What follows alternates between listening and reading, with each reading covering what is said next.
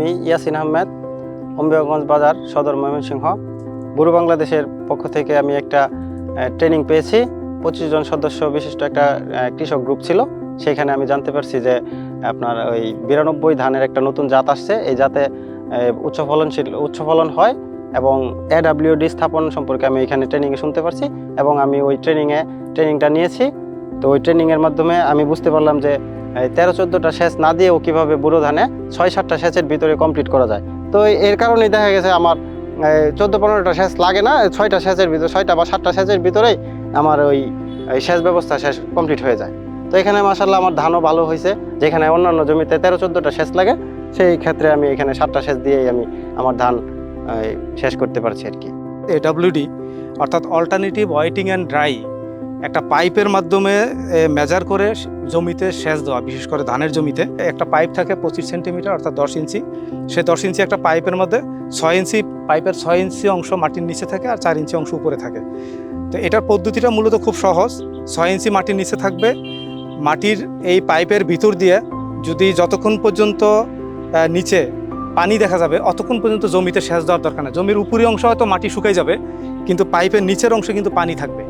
তো এই পানি থাকলে যতক্ষণ পানি থাকবে অতক্ষণ আমাদের সেচ দেওয়ার দরকার নেই। যদি পাইপের ভিতর দিয়ে দেখলে যে মাটি দেখা যাচ্ছে পানি নাই, তখনই কৃষক সেচ দিবে। এই প্রযুক্তিটার কিছু সুবিধা, সেটা হচ্ছে যে ইরিগেশনটা খুব কম লাগে। এঁটেল দোআঁশ মাটিতে সাধারণত 13-14টার মতো সেচ লাগে বোরো ধানের জন্য।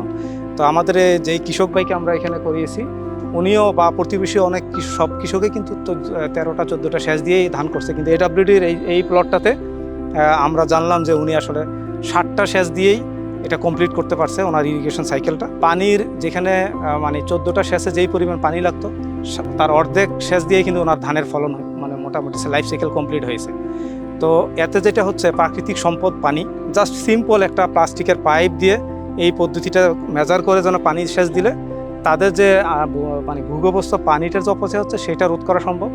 এই বিষয়টা জাস্ট একবার শুকানো, এরপর আবার পানি দেওয়া, অল্টারনেটিভ ওয়েটিং অ্যান্ড ড্রাই, এই পদ্ধতিটাই হচ্ছে মূলত পানি সাশ্রয়ী একটা পদ্ধতি, যেটার মাধ্যমে ভিগোরাস একটা ফলন পাবে, প্লাস হচ্ছে বিভিন্ন ব্যাকটেরিয়াল এবং যে ফাঙ্গাল যে ডিজিজগুলো আছে এই ডিজিজগুলো অনেকটা কম হয়। তো আমরা কৃষককে সচেতন করতেছি যে জলবায়ুর যে পরিবর্তন হচ্ছে তাতে যেন আমরা পানি সাশ্রয় করে আমরা আমাদের ফলনও ঠিক থাকবে, পানি সাশ্রয় হবে এবং তার কৃষক একটা নতুন প্রযুক্তিও বিস্তার করবে। এবং এইটা উদ্দেশ্য করে আমরা এই এলাকায় করেছি এবং আরও অনেক কৃষক এইটা থেকে তারা শিখার চেষ্টা করছে এবং জানার চেষ্টা করছে। আশা করি সামনের বছরে অনেক কৃষক এটা থেকে মানে এটা আরও এক্সপানশন করবে। আর একটা বিষয় হচ্ছে, একটা পাইপ, এই যে একটা PVC পাইপ, একটা পাইপ যদি একবার লাগানো হয়, একবার কিনা হয়, এটা কৃষক পরবর্তী 5 বছর পর্যন্ত ব্যবহার করতে পারবে, কোনো সমস্যা নেই। এটা জাস্ট ধান কাটার সময় এটা তুলে নিয়ে যাবে, বাড়িতে রেখে দেবে, পরের সিজনে আবার সে এটাকে ব্যবহার করতে পারবে।